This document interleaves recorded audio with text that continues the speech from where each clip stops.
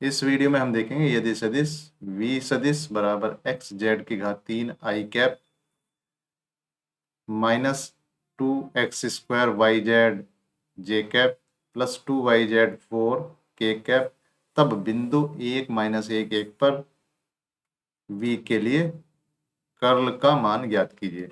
अब क्या करेंगे, यहाँ पर हमें क्या निकालना है, कर्ल का मान निकालना है। तो कर्ल होता क्या है, ये जो है कर्ल ऑफ v या v का कर्ल। तो v के कर्ल का मतलब है हमारे पास दो ये हैं, एक ऑपरेटर है I cap del over del X plus J cap del over del Y plus K cap del over del Z cross कितना, ये v मतलब V X I cap plus V Y J cap plus V Z K cap. अब इसका क्या करेंगे, सारणिक मिलेंगे।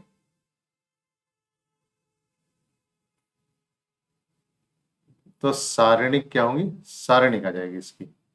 सारणिक में क्या करेंगे, del over del x del over del y del over del z. यहाँ दूसरा क्या है, वी एक्स वी वाई और वी जेड।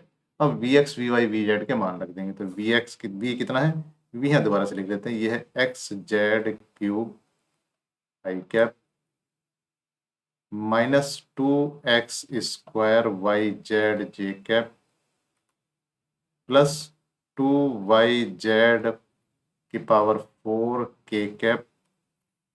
तब हमें क्या करना, इसके V x we why V Z के मान करें। तो यहाँ से वी एक्स कितना आ जाएगा, ये आ जाएगा x Z cube, v y कितना होगा, वी वाई आ जाएगा -2x² वाई जेड और वी जेड कितना हो जाएगा, ये हो जाएगा 2y/4।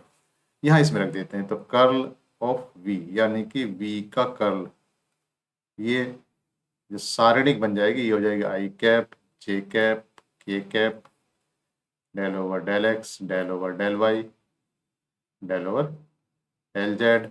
और ये v x we why we z लिख देंगे, एक्स जेड क्यूब, ये है -2x² वाई जेड और ये है 2y/4 या y/4, इसकी घात 4 होगी। तो यहाँ क्या होगा, इक्वल टू लिखते हैं, आई कैप शुरू में करते हैं।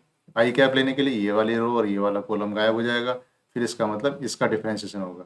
तो ये क्या होगा, डेल ओवर डेल वाई किसका, 2y/4। इस ब्रैकेट को बड़ा कर देते हैं, ठीक, माइनस, ये माइनस का साइन है तो प्लस हो जाएगा, del over del z 2x² Y z बंद कर देते हैं।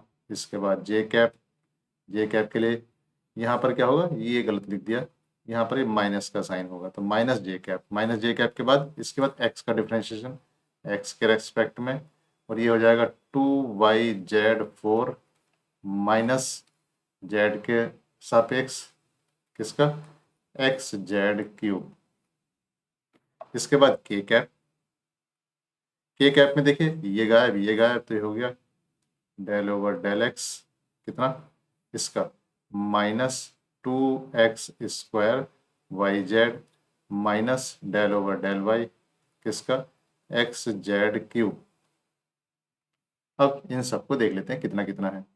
इसका मतलब ये हुआ आई कैप, वाई के रेस्पेक्ट में देखा तो ये बचा कितना, ये बचा आपके पास 2z4। यहाँ देखिए जेड के रेस्पेक्ट में करेंगे तो बचेगा प्लस, कितना बचा, ये प्लस बचा, जेड के रेस्पेक्ट में 1 हुआ 2x² वाई, फिर माइनस जे कैप, एक्स के रेस्पेक्ट में कितना हुआ 0 और यहाँ जेड के रेस्पेक्ट में कितना हुआ 3z²। तो इसका मतलब -3xz² प्लस के कैप।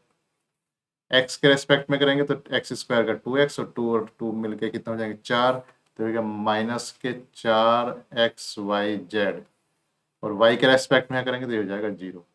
तो इस तरीके से आ जाता है कितना, 2z4 प्लस 2x² वाई आई कैप प्लस 3xz² जे कैप, माइनस माइनस प्लस हो जाएगा, और यहाँ माइनस रहेगा -4xyz के कैप।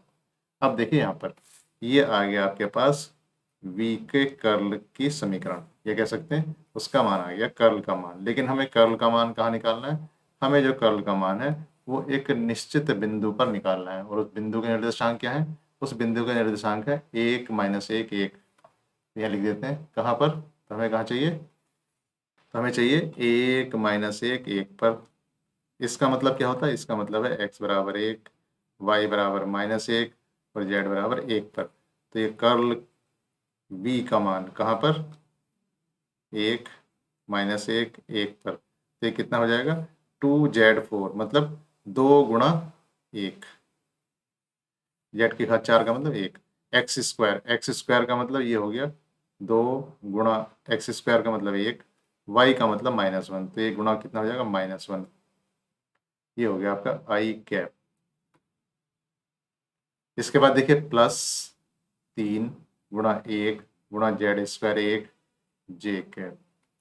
फिर आया -4, x का मतलब 1, y का मतलब -1 और z का मतलब 1 के कैप।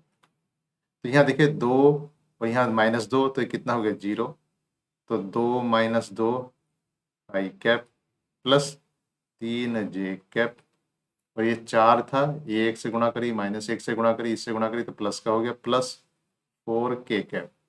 तो इसका मतलब ये तो 0 हो गया। तो ये कितना हो जाता है? ये हो जाता है 3 जे कैप +4 के कैप। ये क्या है? ये क्या चीज़ है? ये है v के कर्ल का मान। ये है v के कर्ल का मान 1 -1 1। तो v के कर्ल का मान कितना जाता है? 3 जे कैप +4 के कैप। तो इस तरीके से ये इसका आंसर आ जाता है। इसके नोट्स PDF फॉर्मेट में आपको डिस्क्रिप्शन में मिलेंगे। Thank you.